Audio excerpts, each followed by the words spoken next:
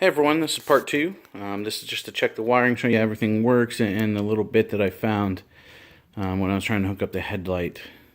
So taillight, everything works on the charging system. I'll show you how I kind of have everything set underneath. The headlight, I did run into a little bit of a problem hooking up the headlight. So I hooked up everything from the control switch into the headlight using the H4 plug, high-low beam. And then the ground, now coming out of the switch though, there was a black wire, which is technically, I found out, needs to be a power button, going to be your main feed.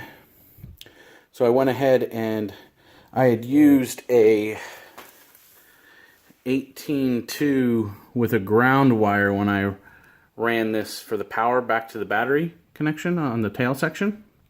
So I ended up pulling the ground wire out and then running it up to the main power feed for the control switch right here. This guy runs back into the control switch, and then I grounded from the headlight back where the horn was. Now I ended up running that ground wire, or I say ground wire, but that third wire in the 18-2 back here, and I connected it in with my quick disconnect for the battery, or there is no battery, but this would be the battery hookup on the Tusk Enduro. So I'll go ahead and start this and show you what's going on with it. One thing I will say is the headlight runs independent of the on-off switch now, which is fine, so you have to start it with the battery off. I did get mine to start with the low beam on, but it was harder, so I turned it off and it started with the one kick then. So, a moment, and let me pause this and I'll get this started and show you everything.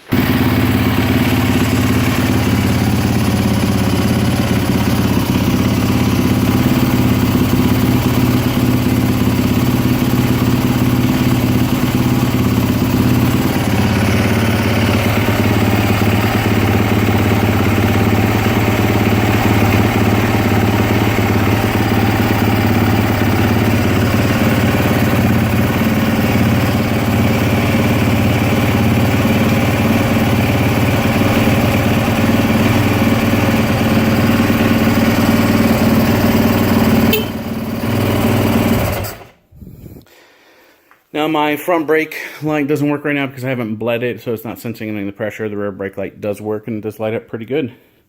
Other than that, guys, hope you enjoyed this information. Hopefully it helps out some others when they're trying to make the conversion. Until next time, guys.